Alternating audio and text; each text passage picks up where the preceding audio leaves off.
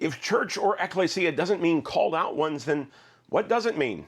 Ancient Greece was made up of city-states like Athens and Sparta and Thebes.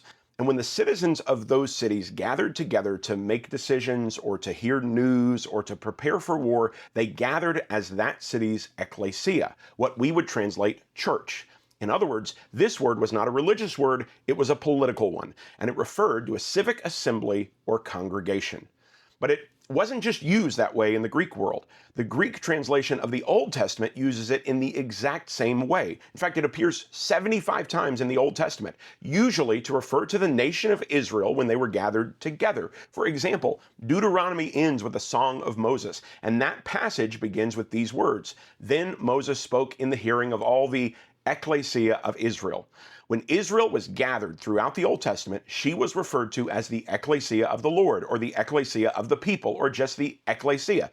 So when Jesus and the other New Testament authors refer to the ecclesia, the guiding idea is that this is a congregation or assembly of citizens. But they're not citizens of Jerusalem or Rome or any earthly city. They are citizens of the kingdom of God.